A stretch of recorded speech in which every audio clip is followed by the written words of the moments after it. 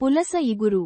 కావలసినవి: చేప ముక్కలు 6, పసుపు అర టీ స్పూన్, ఉప్పు తగినంత, ధనియాలు, జీలకర్ర టీ స్పూన్ చొప్పున, అల్లం తురుము 2 టీ స్పూన్లు, కారం టీ స్పూన్, ఎండుమిర్చి 4, బిర్యానీ ఆకులు 2, నల్ల జీలకర్ర పావు టీ స్పూన్, తరిగిన ఉల్లిపాయ 1, పచ్చిమిర్చి 3, ఆవనూనె వేయించడానికి సరిపడా.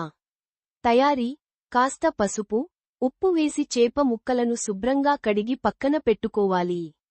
పెనం మీద నూనె పోసి వేడిచేసి, ముక్కలను గోధుమ రంగులోకి వచ్చేంత వరకు వేయించాలి. వీటిని ప్లేటులోకి తీసుకుని స్టవ్ ఆఫ్ చేయాలి. ఇప్పుడు ధనియాలు, అల్లం తురుము, కొంచెం పసుపు, కారం, ఉప్పు చిన్న గిన్నెలోకి తీసుకుని నీళ్లు పోసి కలపాలి. కడాయిలో నూనె పోసి వేడిచేసి నల్లజీలకర్ర, ఎండు మిర్చి వేయించాలి.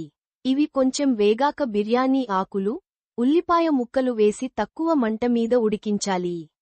తర్వాత ముందుగా కలిపి పెట్టుకున్న మిశ్రమాన్ని వేసి కాస్త వేయించాలి. ఇప్పుడు చేప ముక్కలు జతచేసి కప్పు నీళ్లు పోసి, ఆపైన చీల్చిన పచ్చిమిర్చిని వేయాలి. ముక్కలు మునిగేలా చేసి, పావుగంటపాటు ఉడికించి వేడివేడిగా వడ్డించాలి. మధ్యస్థంగా ఉండే చేపలను చిన్న ముక్కలుగా కొయ్యకుండానూ ఇదే పద్ధతిలో కూర వండుకోవచ్చు.